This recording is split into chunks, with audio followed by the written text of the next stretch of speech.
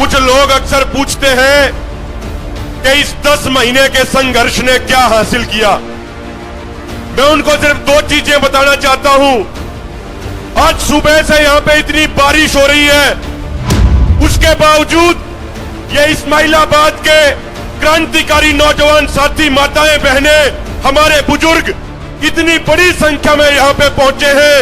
हम चुनौती देते हैं कि कोई राजनीतिक पार्टी रैली करके दिखा दे और उसमें इतनी तेज बारिश हो तो सारे का सारा पंडाल उनका खाली रह जाएगा। लेकिन ये इन किसानों का जोश और जज्बा है कि इस पंडाल में पैर रखने की जगह नहीं है। भाइयों, कल पानीपत के एक गांव में थे, कार्यक्रम का समय था 6 बजे का, लेकिन किन्हीं कारणों से हम लेट हो गए और वहां पे रात को 10 बजे पहुंचे। आज तक इस गांव का रिकॉर्ड रहा कि किसी भी राजनेता के लिए आधे घंटे से ज्यादा इंतजार नहीं किया, लेकिन किसान नुमाइंदों के लिए वो 4-4 घंटों का इंतजार करते हैं। सैकड़ों नहीं हजारों गांव से नौजवान अपने अपने गांव का पवित्र जल और मिट्टी लेके हरिद्वार नहीं गए, बल्कि वो सिंगू, टिकरी और गाजीपुर बॉर्डर आए और उन्होंने कहा कि यही हमारे लिए असली धाम है। जो अपने गांव का पवित्र जल वो लेके आए थे, उन्होंने कहा कि इस पवित्र जल से किसी मूर्ति को साफ नहीं करेंगे, बल्कि इस पवित्र जल से जो सामने पंडाल में पंजाब का सबसे बुजुर्ग किसान बैठा है, उस बुजुर्ग किसान के पैरों को धोने का काम करेंगे। ये मिसाल उन नौजवानों ने।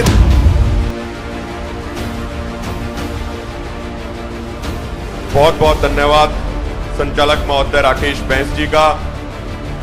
मंच पे विराजमान आदरणीय सरदार गुरनाम सिंह चढ़ूनी जी, आदरणीय दर्शन पाल जी, आदरणीय सुरजीत फूल जी और तमाम हमारे सीनियर, हमारे वरिष्ठ साथी जिनसे हमने आंदोलन लड़ना सीखा, और सामने पंडाल में बैठी हुई हमारी माताएं, बहनें, हमारे नौजवान साथी, हमारे बुजुर्ग, आप सबको हाथ जोड़ के राम राम, सत श्री अकाल, सलाम, जय जवान जय किसान।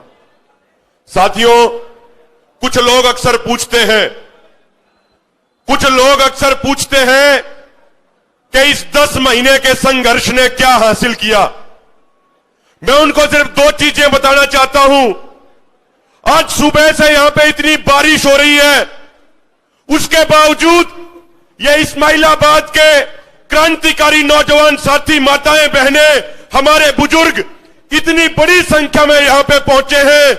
हम चुनौती देते हैं कि कोई राजनीतिक पार्टी रैली करके दिखा दे और उसमें इतनी तेज बारिश हो तो सारे का सारा पंडाल उनका खाली रह जाएगा। लेकिन ये इन किसानों का जोश और जज्बा है कि इस पंडाल में पैर रखने की जगह नहीं है। भाइयों, दूसरी बात साथियों, कल पानीपत के एक गांव में थे, कार्यक्रम का समय था 6 बजे का, लेकिन किन्हीं कारणों से हम लेट हो गए और वहां पे रात को 10 बजे पहुंचे। लेकिन उसके बावजूद 4 घंटे लेट होने के बावजूद उनकी चौपाल में पैर रखने की जगह नहीं थी। और उस गांव के एक बुजुर्ग आदमी ने खड़े होकर कहा, यह किसान आंदोलन के नुमाइंदों के लिए हमने 4 घंटे इंतजार किया है। आज तक इस गांव का रिकॉर्ड रहा कि किसी भी राजनेता के लिए आधे घंटे से ज्यादा इंतजार नहीं किया, लेकिन किसान नुमाइंदों के लिए वो 4-4 घंटों का इंतजार करते हैं। साथियों, अभी कुछ दिन पहले जब शिवरात्रि का त्योहार था, अक्सर यह होता था कि हमारे नौजवान पाखंडवाद का शिकार बन चुके थे और वो हरिद्वार जाते थे और वहां से जल लेके आते थे और वो मानसिक गुलामी का शिकार बनते जा रहे थे।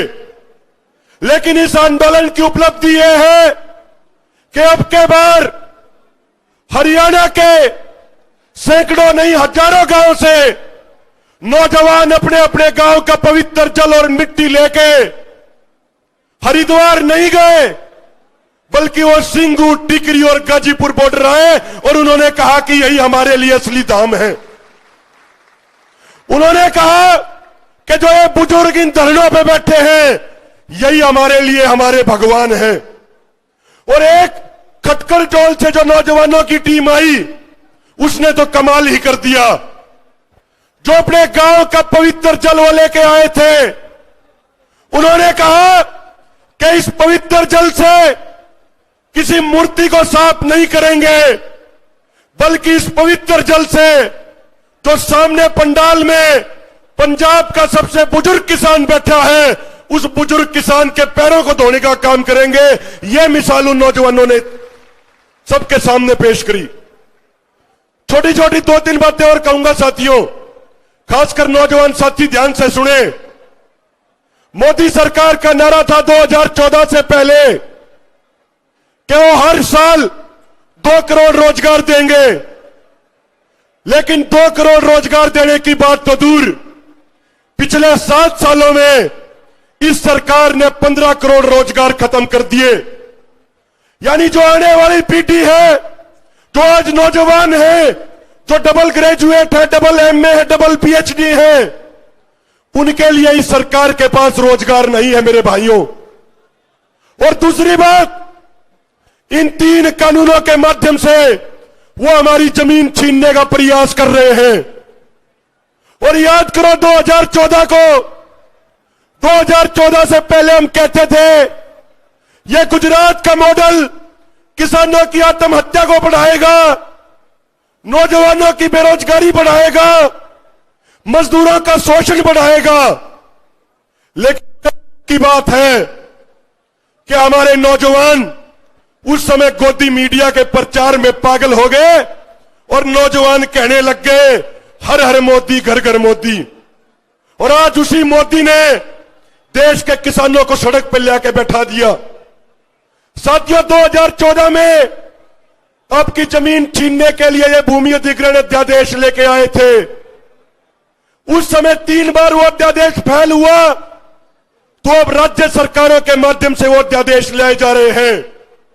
अभी 20 दिन पहले हरियाणा की विधानसभा में एक कानून पास किया जाता है कि अब जमीन अधिग्रहण के समय किसानों की कोई सहमति नहीं ली जाएगी। पहले जहां 70% किसानों की सहमति ली जाती थी, अब कोई सहमति नहीं ली जाएगी।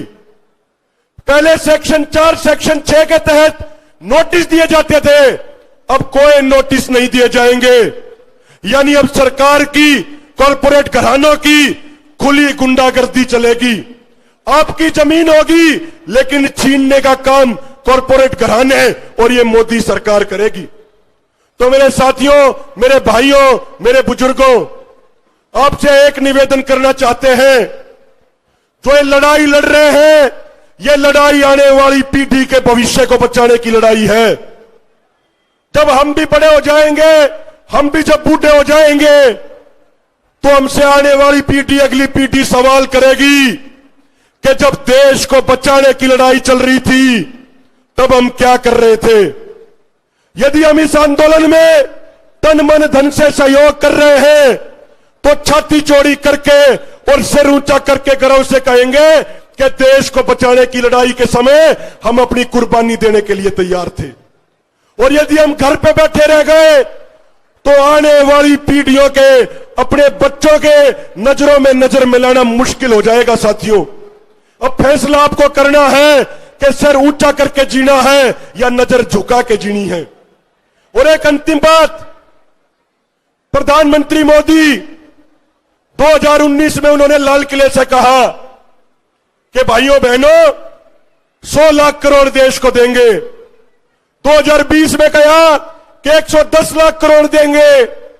2021 में फिर कह दिया कि 100 लाख करोड़ देंगे। यानी 310 लाख करोड़ की बात उन्होंने कह दी। लेकिन दूसरी तरफ सरकार कह रही है कि सरकार के पास पैसा नहीं है, इसलिए पूरे देश की रेलवे लाइन, पूरे देश की रेल की पटरियां, बस, रोड, हवाई जहाज, गैस पाइपलाइन, तेल पाइपलाइन, स्टेडियम, सब के सब बेचे जा रहे हैं मात्र 6 लाख करोड़ के लिए। 6 लाख करोड़ के लिए पूरा देश गिरवी रख दिया, बस खरीदार चाहिए। और साथियों, आंध्र प्रदेश में कई गांव के किसानों ने इकट्ठे होकर 2250 एकड़ जमीन दी भारत सरकार को और कहा कि इसमें स्टील की फैक्ट्री लगाइए, जिससे नौजवानों को रोजगार मिले। वह स्टील की फैक्ट्री लगाई गई। आज उस स्टील की फैक्ट्री की कीमत 3 लाख करोड़ रुपए है, लेकिन ये मोदी सरकार उस 3 लाख करोड़ रुपए वाली फैक्ट्री को मात्र 13,000 करोड़ रुपए में अपने दोस्त, अपने यार गौतम अडानी को बेच रही है। एक अंतिम पंक्ति कहूंगा साथियों, मान लिया कि संसद में मोदी सरकार का बहुमत है, मान लिया कि हरियाणा की विधानसभा में खट्टर और दुष्यंत चौटाला का बहुमत है, लेकिन एक बात यह भी जान ले कि सड़कों पे बहुमत किसान मजदूरों का है। और जब